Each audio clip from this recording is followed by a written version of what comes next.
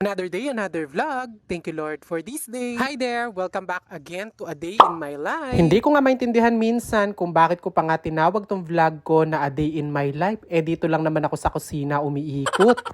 Abay, wala naman din kasi kung magagawa kung dyan lang tayo umiikot kasi wala naman ako racket at mga pinupuntahan po. Hayaan nyo kapag medyo yumaman tayo at nakaluwag-luwag, talaga naman lilibutin natin yung buong mundo.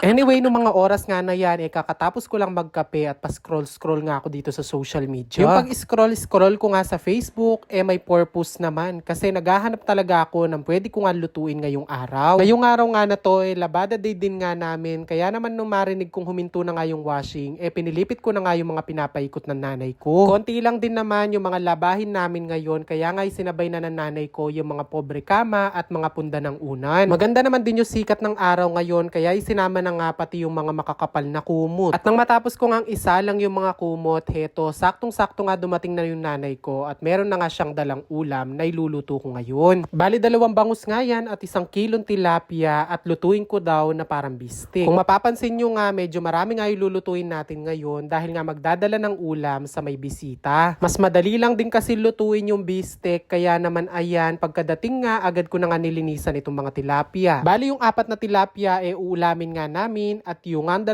bangus, yun nga yung dadalhin sa may bisita. At para nga mabilis nating malinisan itong bangus, gumamit na nga ako ng kutsara pantanggal kaliskis. Nang matapos ko nga yung 1 bangus, agad ko nang isinunod itong isa. Dahil nga una ko nalinis yung mga tilapia, una ko na nga itong pinrito. Nagsalang lang naman ako ng kawali at nilagyan ko nga ng mantika at ayan, sinalang ko na din agad itong 2 pirasong tilapia. At habang nakasalang nga yung mga tilapia, heto, hihiwain ko na nga itong mga bangus. Gagawin nga nating 100 pieces each para nga maraming makakain. Charis! At nang mahiwa ko nga, agad ko na nga itong binanlawan at nilagay ko nga dito sa strainer para malagyan ng asin. Make sure lang natin na lahat ng parte ng bangus malagyan ng asin. Baka kasi walang laso pag kinain. At heto, nang matapos ko nga prituhin yung 2 tilapia, agad ko na din sinalang yung 2 para nga makapagprito na nga ako ng bangus. Hey Rugo, alam nyo naman kapag nagpiprito ng bangus, para ka nakikipaglaban sa gera, kailangan meron ka shield. Anyway, parang nga ako hindi ako matalsikan, hininaan ko na nga muna yung apoy at doon ko na nga nilagay itong mga bangus. At habang nga nakasalang yung mga bangus, heto, maghihiwa na nga ako ng mga gagamitin ko sa paggisa. Kung napanood nyo nga yung mga nakaraang video ko, marami nga tayo sibuyas, kaya naman 1 kilo sibuyas yung ilalagay ko. Charis! But kidding aside, dahil marami naman talaga yung mga sibuyas natin, maglalagay nga ako ng 5 piraso. Alam nyo naman na mas masarap talaga sa ganitong luto yung maraming sibuyas. Kagamit din pala tayo dito ng bawang, kaya naman kumuha ako ng kalahati ng 1 buo. Minalatan at heto, pinaghihiwa ko na din. Pero kung gusto nyong isama yung balat para mas masarap, go! Charis!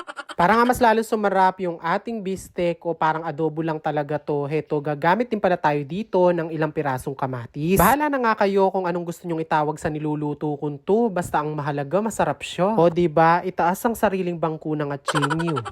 Tapos ko na nga hiwain lahat ng gagamitin ko sa paggisa, kaya naman heto, kumuha na nga ako ng kalamansi at hiniwa ko nga sa gitna. Bali ito nga mga kalamansi na to, magsisilbing pang-asim nung ating bistek. Madalas ko nga nababangkit sa inyo na mas gusto ko talagang ginagamit pang-asim lalo na sa adobo o kaya gantong mga luto, yung kalamansi. Alam nyo ba na kahit nga sa menudo o kaya sa asado, talagang tinitikman ko muna kasi alam na alam mo yung gumamit sila ng kalamansi pang-asim o kaya suka. Kayo ba, kung tatanungin ko kayo, anong bet nyo, kalamansi o suka? Comment down below. Anyway, after ko nga mahiwa yung mga kalamansi, ayan, agad ko na nga din piniga. Sakto nga matapos ako sa pagpipiga ng mga kalamansi, naluto naman na itong mga bangus natin na piniprito. Pero kung mapapansin nyo nga dun sa video, muntik pang tumaob yung ating kawali. Paano ba naman kasi bigla pang nagdikit? Hala, siguro iiwanan ko. Diyos ko, sama-sama naman sila. Dito nga sa ating pinagprituhan, doon na lang din ako naggisa ng bawang at sibuyas. Hinalo-halo ko lang to hanggang sa maging translucent yung bawang at sibuyas. At pagkatapos nga nun, heto, nilagay ko na nga itong mga pinaghihiwa natin na kamatis kanina. Nilagyan ko nga din pala to ng konting paminta at syempre, halu-haluin ulit natin. Wait lang nating malanta yung ating kamatis para mas masarap. Para nga magkaroon na silbi yung toyo ng jowa mo, halo na nga natin dito sa aking niluluto. At pagkatapos nga nun, sunod ko na din inilagay itong ating kalamansi at wag na wag nating hahaluin pagkalagay nga nito. Naglagay lang din pala ako ng konting pampalasa at nung kumukulo na nga heto, titikman na natin kung okay na. At kapag okay na nga, pwede na nga tayo mag-asawa. Charis!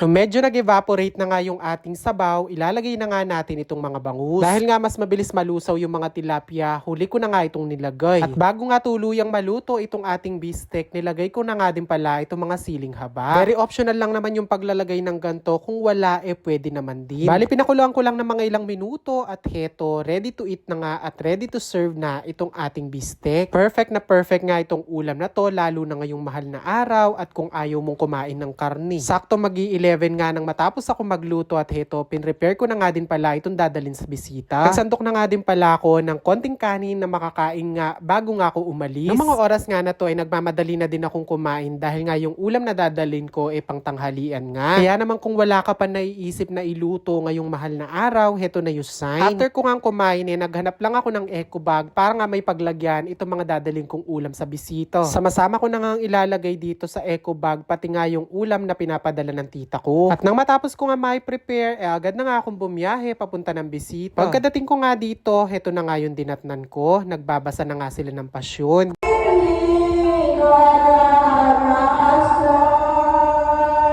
Busy na nga din pala sila sa pag-aayos ng mga karo na gagamitin nga bukas sa Miyerkules Santo. Sakto nga lang yung oras ng pagdala ko ng ulam dahil meron na nga nanananghalian dito sa likod. Anyway, that's it muna for today's video. Thank you for watching. And again po, para po maging updated kayo sa lahat ng video na ina-upload ko, don't forget to like, follow, and share this video for more. See you again on my next vlog. God bless everyone. Bye!